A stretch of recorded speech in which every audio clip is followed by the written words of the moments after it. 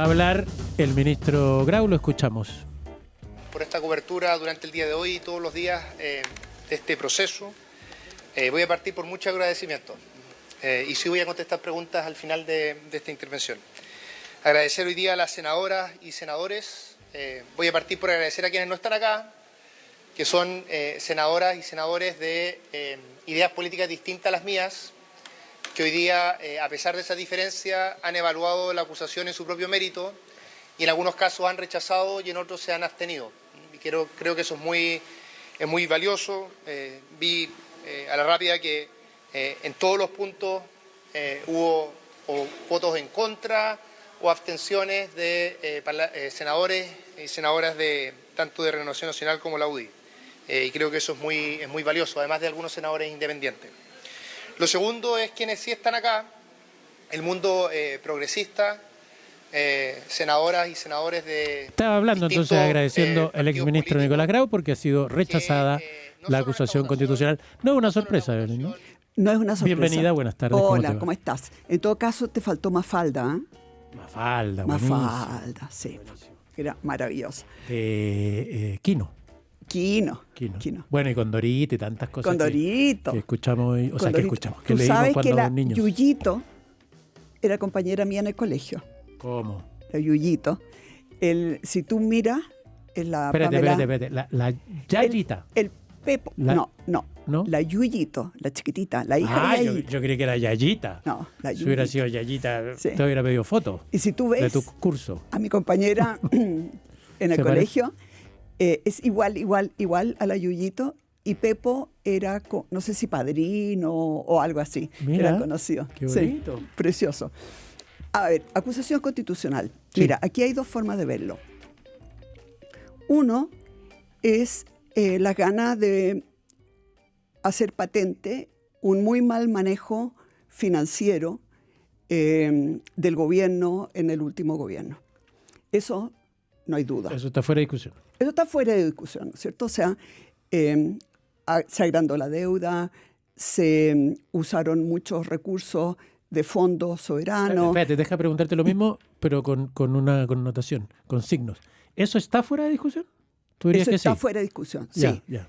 Tengamos claro también que venía un gasto bastante desorbitado producto del COVID, ¿no es cierto? O sea, no era fácil bajar el gasto gobierno en ese minuto porque venía, pero muchos beneficios sociales, etcétera, que eran difíciles de cortar. Yo creo que es súper importante decirlo todo, ¿no? Ahora, así que para mí está fuera de discusión que había un muy mal manejo.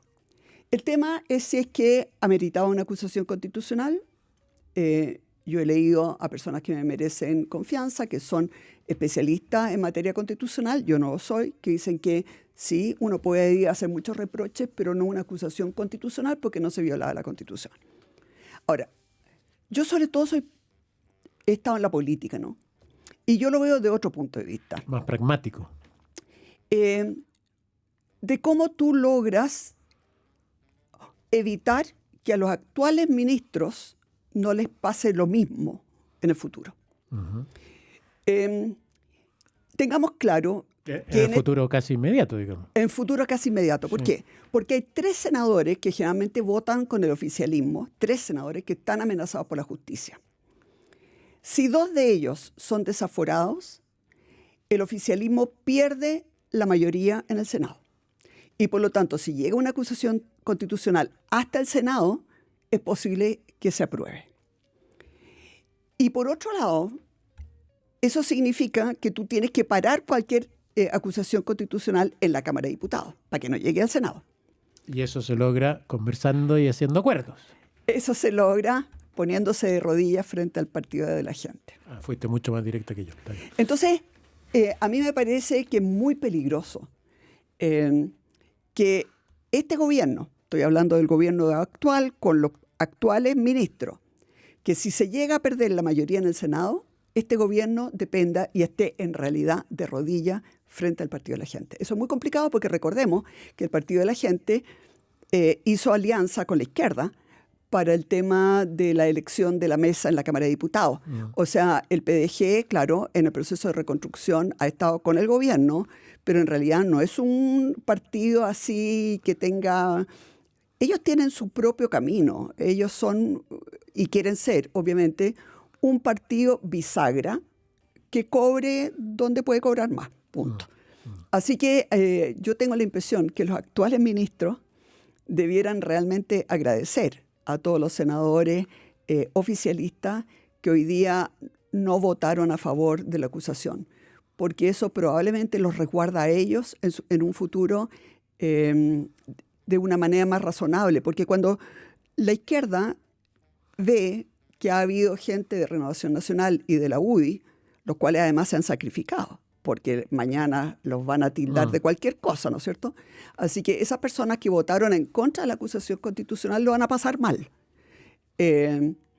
Pero cuando tú ves decencia, la izquierda puede ver decencia, yo espero que en el futuro, si llega a haber una acusación constitucional contra algún ministro en la actualidad, la izquierda moderada actúe con la misma decencia. Exacto. ¿Y tú crees que la gente que votó en contra desde tu sector hace ese mismo raciocinio? ¿Que en el fondo era un riesgo Yo creo absurdo? Que absolutamente. Ya. Yo creo que ellos están absolutamente conscientes de que esto al final es una dinámica muy compleja. Porque todo esto partió, recordemos, ¿no es cierto?, contra la Jasna Proboste. Pero al poquito tiempo después vino Harald Beyer. El que no entiende que esto es un juego de ajedrez en que tú me eliminas una pieza, yo te elimino otra, y que hay una dinámica en esto. El que no entiende eso y cree que cada acusación constitucional corre por carril propio, efectivamente le falta carrete político. No tiene experiencia política. No tiene experiencia, sí. Está muy bien. Vamos a ir a la primera pausa y cuando volvamos va a estar en este estudio la ex ministra del Trabajo, Evelyn Matei, porque vamos a conversar sobre el desempleo y sobre las medidas que se piensa tomar para tratar de evitar ese 9,4. Bueno, tal como les habíamos dicho en la primera parte del programa, estábamos conversando con la experta en política, Evelyn Matei. Ahora vamos a hablar con la experta en trabajo, Evelyn Matei, ex ministra del Trabajo, porque hoy supimos que el desempleo había saltado a 9,4, el máximo en los últimos 5 años, 41 meses consecutivos ya sobre el 8%, lo que ha generado una serie de comentarios, pero también una mesa llamada de reactivación laboral. Lo primero, Evelyn, ¿era esperable una cosa así o aquí hay que decir, ¡ay, qué sorpresa! No, me sorprendió por lo malo de la cifra. A ver, lo primero es que durante el COVID, obviamente que tuvimos un desempleo enorme, pero también todos los otros países. Sin embargo, los otros países ya han recuperado el nivel de empleo que tenían antes del COVID y Chile no. Y cuando además tú haces, generalmente cada vez que tú vas creciendo como economía, se va generando una cierta cantidad también de empleo. Hay como una correlación proporcional. Esa correlación se rompió. Hoy día la economía crece más que lo que reflejan, digamos, las cifras de empleo. Es decir, el empleo está creciendo proporcionalmente menos. A los neófitos en el mundo de la economía. Una cosa que se llama elasticidad. Sí. Que uno dice, mira, si el ingreso, por ejemplo, la economía crece en un punto o 10%, digamos, entonces se espera que el trabajo aumente en un 8%, por ejemplo. Estoy inventando números. Pero ahora, si la economía crece 10, el empleo crece solamente 6 o 5. O sea, el empleo está creciendo menos que lo que se esperaría dado el crecimiento económico. Por eso es una sorpresa el número. Por eso que es una sorpresa el número, pero además es sorpresa el número, porque yo de verdad creí que electo un gobierno de derecha, que ha anunciado además baja de impuestos y qué sé yo, iba a haber un factor de esperanza, un factor de expectativas. Eso claramente ocurrió cuando fue electo el presidente Piñera, ¿no? Y eso no se ha dado. Entonces, Y eso hace que las cosas sean un poco más difíciles. Y por eso que hay que tomarse con mucho mayor firmeza el objetivo de crecer, porque tengamos claro que la mejor forma de crear empleo es el crecimiento económico. Desde luego. Ya, eso es... Regla son 1. 4. Página 1. ¿Por qué está creciendo menos el empleo ante un crecimiento de la economía? Bueno, obviamente que ha influido, ¿no es cierto?, el aumento fuerte en el salario mínimo, la disminución de las horas trabajadas, el aumento de las cotizaciones, el que ya ha sucedido, pero también el que va a suceder. O sea, todas las cosas que venían desde antes. Todas las cosas que venían desde antes, y en economía muchas veces los efectos se sienten 2, 3, 4 años después, ¿no? Esto no se produce de manera instantánea. Así que Tengo una yo pregunta. celebro que el ministro Rao, yo quiero decir que el ministro Rao es un hombre, es un muy buen economista laboral, muy bueno. Él fue parte de la Comisión Larrañaga, que se formó cuando yo era ministra, para ver realmente cuánto servía la capacitación del CENSE. Él formó parte de eso y él ahora formó esta mesa compuesta por gente de verdad muy entendida, que de verdad sabe mucho. ¿Se llama Mesa Bravo porque la preside David Bravo? Sí, porque la preside David Bravo, como también se llamaba Mesa Larrañaga, Comisión Larrañaga, porque la presidía el economista también, gran economista, Osvaldo Larrañaga. Ahora, en esta mesa de reactivación laboral, la gracia es que gente que puede pensar bastante distinto hizo una serie de propuestas por la unanimidad. Y eso es muy importante, porque en el fondo han logrado entender cuáles son las medidas más fundamentales. Y además en 5 áreas distintas. Una es empleo femenino, que claro, sí, el 9,4, el femenino está más allá del 10,5.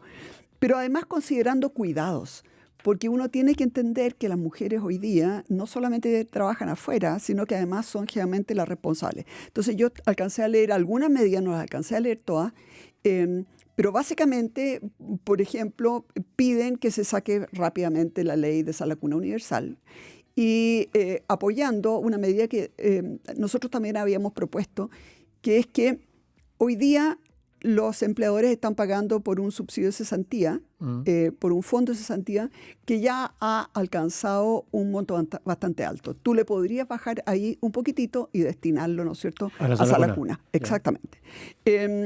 Pero también haciendo hincapié que se necesita bastante más lugares donde poder enviar a los hijos entre los 2 y los 4 años. Porque de otra manera tú obtienes, si tú no te preocupas del tema de cuidado y sobre todo de los hijos, tú vas a tener 2 efectos y los 2 son muy dañinos. 1, alto desempleo femenino, pero el 2, una baja en la tasa de natalidad dramática. Las 2 las estamos viviendo. Estamos viviendo las 2. ¿Te fijas? Sí, entonces, esto es súper importante. Pero además hay todo un tema de subsidios al empleo, básicamente apuntando a los jóvenes, pero también a la formalidad. Porque una de las características que estamos viendo ahora es que la destrucción de empleos formales es una cosa nunca antes vista.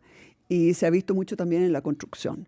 Así que ahí todo lo que significa vivienda, obras públicas, la construcción es fundamental. Ahí tengo una pregunta. Si uno hiciera el análisis solo de empleo formal, las cifras serían más altas, ¿no?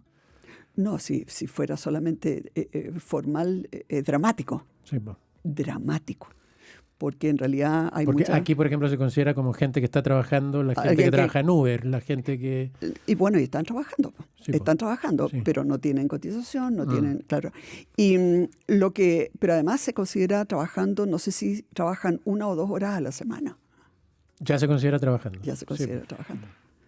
Entonces, sería muy distinto. Por eso que te digo que la situación es bien dramática y la están viviendo las familias chilenas. O sea, atacan los trabajos de los jóvenes y la informalidad. Y el de las mujeres, claro, ¿sí? Con los subsidios.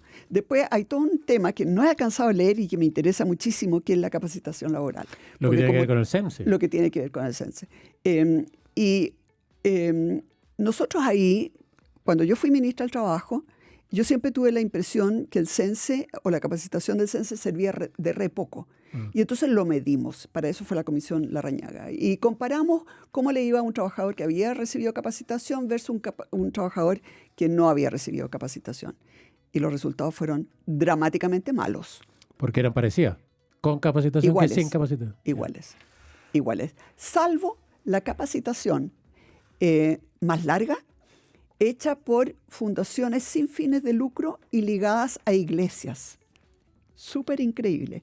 Estaba, por ejemplo, Cristo Vive, estaba el Infocap, estaba Romanos 12. ¿Y por qué sería eso? Porque es gente que de verdad quiere sacar al trabajador adelante y hace todo lo posible por sacarlos adelante en vez y lo siente de verdad en vez de un cacho. En vez de verlo como un negocio. Claro. Porque muchas además. Muchas OTIC son un puro negocio. Me acuerdo que cuando nosotros pusimos como obligación que el trabajador tenía que poner el dedo ante cada capacitación, se cayó el 25% de los cursos. Porque muchas veces el trabajador ni no iba. iban. No. Exactamente. Bueno, está el tema de la regulación laboral con impacto en el empleo y la información sobre el mercado laboral, porque hoy día también da bastante pena y que haya jóvenes que se gastan 5 años y deudas y qué sé yo, estudiando, por ejemplo, no sé, matrona o matrón, cuando ya no nacen niños. Entonces, hay también ahí toda una guía. Me encantaría ver, y por eso que confieso que no he alcanzado a leer el documento completo, pero me tinca que está muy bueno. Vi unas reacciones que están erradas. Vienen alguna gente diciendo, oye, vamos a trabajar, nos van a subir la jornada a 52 horas semanales. Eso no es cierto. No se va a subir la jornada a 52 horas semanales. Lo que pasa es que, por ejemplo, hay actividades como el turismo, en que, por ejemplo, el viernes y el sábado son súper intensos, pero el lunes y el martes y el miércoles no. O enero y febrero son súper intensos, pero en octubre pasa re poco. Entonces, la idea es que en vez de tomar las 40 horas cada semana, tú la puedas tomar, por ejemplo, cada 6 meses o cada un año para prorratearla. Entonces, a lo mejor tú te pones de acuerdo con tus trabajadores y tú dices, miren, en agosto, en septiembre, tómense todos los días de vacaciones que quieran, porque aquí hay poca pega, pero por favor, en enero y en febrero trabajamos firme. Claro. Entonces, la verdad es que para un trabajador, o sea, en el fondo es un tema donde se puede trabajar en forma conjunta, obviamente que requiere buenas relaciones laborales, confianza dentro de la empresa, etcétera, pero que puede ser sumamente bueno en ese sentido. Y que nadie le diga que le van a subir a 50 o 52 horas semanales. Ese es el máximo que usted podría trabajar en una semana, pero en este esquema en que hay otras semanas en que prácticamente no trabaja y se puede tomar los días libres. Y siempre queriendo uno. O sea, uno dice, en general, prefiero que trabajar harto este mes porque hay más posibilidades. No sé cómo van a venir el proyecto de ley, sé que mandan un proyecto de ley, pero generalmente en relaciones laborales eso es un acuerdo. Sí. Ya, o sea, es una buena idea lo de la comisión y estas 22 propuestas. Es una muy buena idea de parte del ministro Rau, muy buena idea. Y me llamó la atención la muy buena calidad de economistas que participaron. Perfecto. Espérate, tenía una duda. No sé si todos eran economistas, perdón. No, hay economistas, hay académicos y exautoridades, que no necesariamente son todos economistas. Ya. Tengo la siguiente duda. Pero en todo caso, todos los nombres eran impecables. Eran súper buenos, sí. Encabezados por David Bravo. Tú sabes que cuando me dieron el premio a la trayectoria en la Católica en Economía, le pedí a David Bravo que me introdujera. Y él quedó como, porque nunca hemos estado en el mismo lado político. Pero yo a él le tengo un tremendo respeto, porque es un hombre muy serio, que dice las cosas en forma muy calmada, las buenas y las malas. Y eso se y agradece. Es muy serio, sí. Qué bueno. Y ha hecho muy buen trabajo. Me acuerdo que él hacía, no sé si la sigue haciendo, todo el trabajo sobre primera infancia, unas encuestas longitudinales donde tú vas viendo cómo logras o cuáles son las cosas que hacen la diferencia para que algunos niños a muy temprana edad no se te empiecen ya a quedar atrás. En materia, por ejemplo, de Súper desarrollo importante, neuronal. súper importante. Sí. Como Así estudio. que yo le tengo mucho Respeto respeto. Sí, a David eso es. Bravo. Sí. Está muy bien. Oye, no, Y es también a Tomás Rau, que al también- ministro. Perfecto. Que lo conversamos el otro A día quien acá, conozco menos, pero bueno. pero le tiene respeto, ¿ya? Sí. Está muy bien. ¡Respeto a un ministro! ¡Vamos! Sí, pues. Extraordinario. Pero obvio, sí. Sí, Las tiene que ser cosas así. hay que decirlas. Ah, Lo no bueno no y lo vaya a decir malo. puras cosas malas. No, pues yo nunca he sido así. Me alegro mucho. No, es que conversamos el otro día con la Carla Rubilar si esto tenía que ver el momento económico, tal como decías tú, después de haber salido un gobierno de derecha, que todavía no vieron empuje como la gente esperaba, por una reacción del mundo de afuera, digamos, internacional, de inversión internacional o inversión local. Y lo que decía ella era que en general la inversión, sobre todo la extranjera, no mira tanto si van a bajar 1 o 2 puntos. No, eh, miran la estabilidad a largo plazo. Tal cual, Tal. las reglas y todo eso. Y por eso que yo insisto tanto en que más que ganar por un voto, es súper importante ir gestando acuerdos. Ahora, son distintas miradas de la política. Yo siempre he privilegiado, esa es mi forma de ser, a lo mejor lo heredé de mi padre, no sé, pero yo siempre he creído que al final... ¿sabéis quién fue súper importante en esta visión? Edgardo Benninger. Yo me hice súper Mira. amiga de él, súper amiga cuando estábamos en el Senado. Aprendí mucho. Y él siempre me decía, mire, Evelyn, es mejor dar un paso en la dirección correcta que dar 5 pasos y después retroceder 4. Porque al final lo que vas a creer. Y eso a mí me hacía mucho sentido. Así que, pero en fin, son distintos estilos. Y yo digo cuál es el estilo mío y lo digo públicamente. No, pero pareciera que llama más la atención afuera y en todas partes, Sí. al mundo del empresariado, que haya reglas claras para Que haya decir, reglas claras. puedo invertir 4 o 5 años sin problema. Y Exactamente, exactamente. Ya, pasemos a otro tema que me parece muy interesante, que tiene que ver con lo que está pasando en distintos lugares de Chile con las megatomas. Por ejemplo, San Antonio, el desalojo, lo del Cerro Chuño en Arica. Me parece muy bien. Me parece muy bien que se esté empezando. Ahora, Cerro Chuño en particular, bueno, ahí encontraron un cuerpo enterrado. Pero las megatomas y las tomas en general, ahí reina la mafia. Ahí generalmente hay alguien que se toma el terreno en un tiempo récord, meten máquinas, meten mensura, o sea, es increíble cómo trabajan. Claramente hay mucho dinero y capacidad de organización cuando hacen una toma. Y después le venden, entre comillas, un terreno que no es de ellos. Y la gente lo compra, entre comillas, sabiendo que no tiene ningún título y que lo puede perder. Pero en realidad, además le ofrecen protección. Además le ofrecen protección. Sí, que es clave. Obviamente, obviamente. Ahora, uno no puede callar que durante mucho tiempo la justicia permitió esto. Recuerdo, por ejemplo, yo conocía a la chiquilla, a la Sofía, creo que se llama Correa, cuyo padre asesinaron, ¿te acuerdas? En una toma. Y me acuerdo, la conocí porque estábamos trabajando en un tema de salud mental en Providencia, con la fundación donde ella trabajaba. Y me acuerdo cuando salió un fallo que decía que este era un problema entre privados, las tomas. ¿Entre privados? Entre privados, como que si la justicia no pudiera decidir entre privados. La mayor cantidad de los problemas son entre privados en la justicia. Por suerte después la Corte Suprema cambió de criterio, pero yo creo que la cantidad de tomas que hemos tenido fue básicamente porque durante mucho tiempo se negaron a intervenir en esta materia. ¿Y por qué crees que haya pasado eso? ¿Por una cosa ideológica? ¿Una cosa de yo creo que hubo arreglines? No, fíjate que yo creo que no. Yo creo que en Chile hubo un periodo bastante largo en que nadie, incluyendo la justicia, pero también los políticos, incluyéndome a mí, en que nadie se atrevía mucho a poner orden. Yo recuerdo, por ejemplo, que cuando empezó a haber problemas en los colegios y algún alcalde quería echar a alguien que había hecho un desmán muy grave, la justicia ordenaba restituirlo a eso. yo creo que hubo un tiempo muy largo en que se vio como que todos estos problemas eran básicamente producto de la pobreza y de la falta de oportunidades, que también es cierto, también hay de eso muy fuertemente. Y por lo tanto había una mano laxa.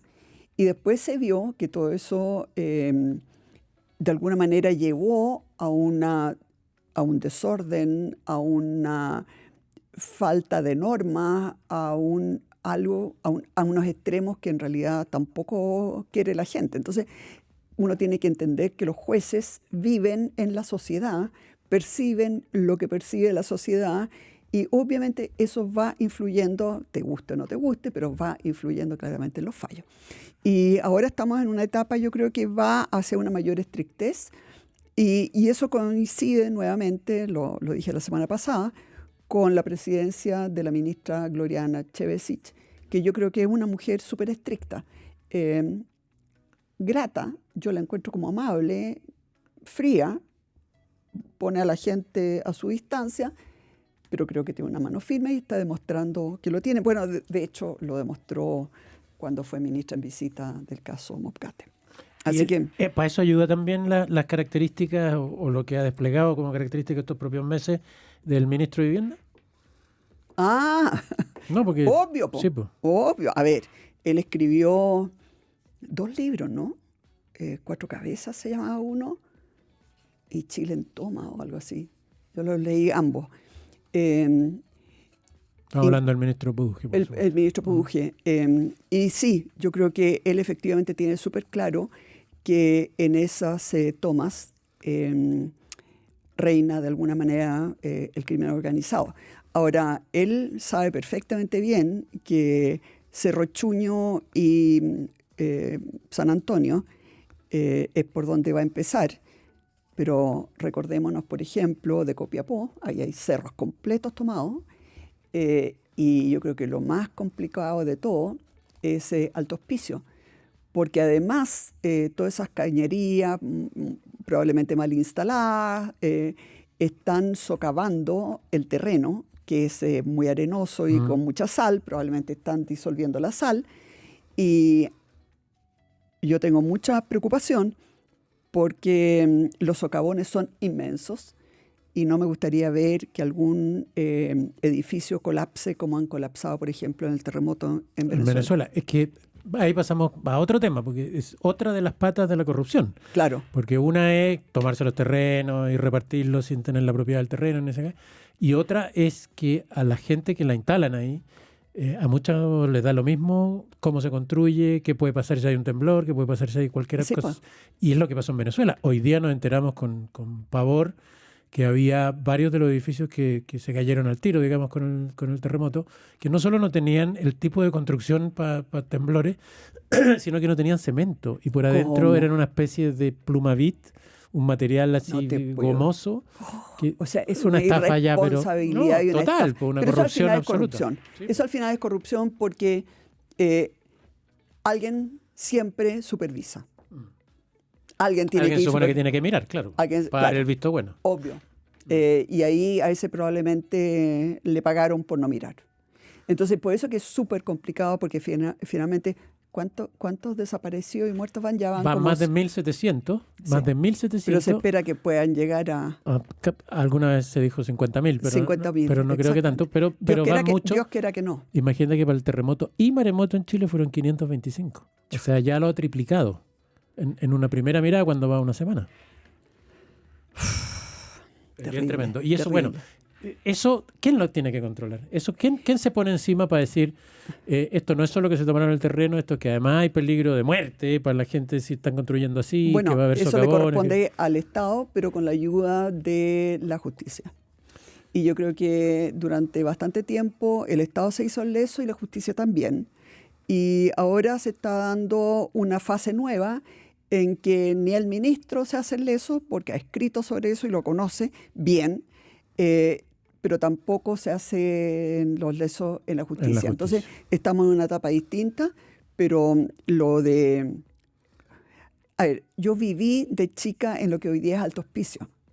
¿En esos terrenos? Claro, porque ahí estaba la base aérea, los Cóndores de Plata, en Iquique.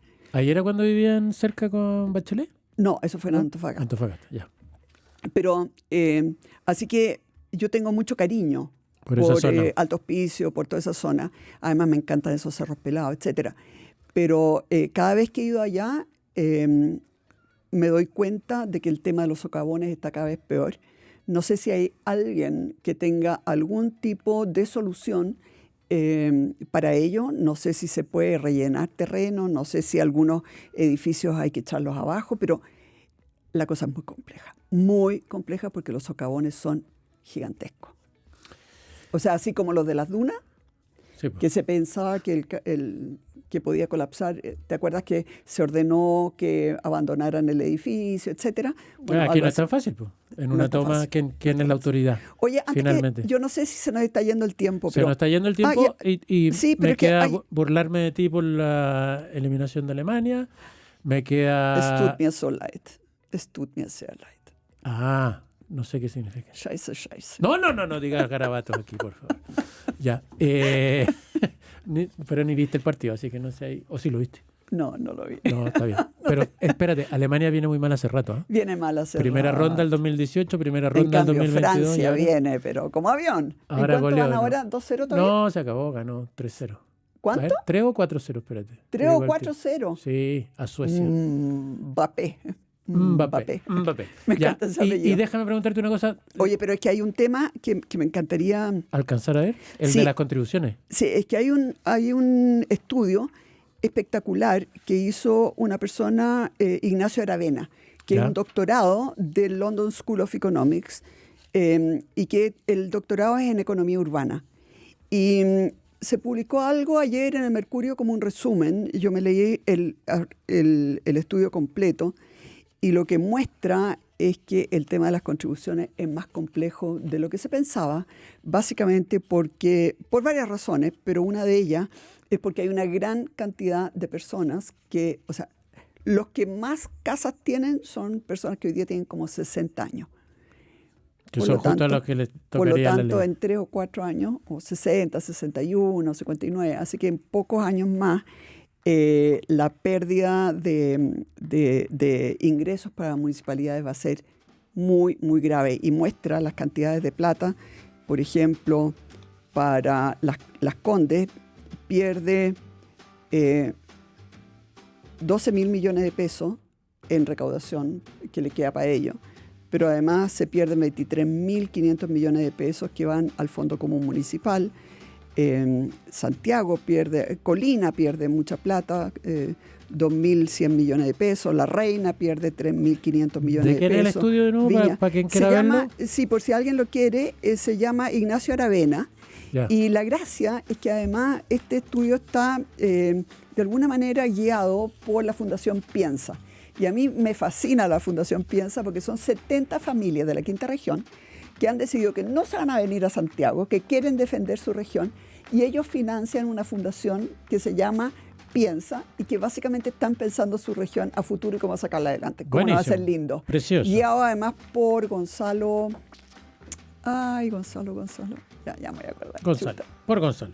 Está bien. Ay, ¿cómo se me va a olvidar el apellido? Se lo tengo aquí en la boca. Ya lo vamos a decir después. O si no, acuérdate mientras hago esta mención porque Sí. le damos la bienvenida a Banco Estado, que se une a este programa. Mira. El estudio Marcas Ciudadanas vuelve a reconocer el compromiso de Banco Estado y el impacto positivo que ha logrado con la cuenta RUT en la vida de las personas. Bienvenido, Banco Estado, a Pauta Abierta.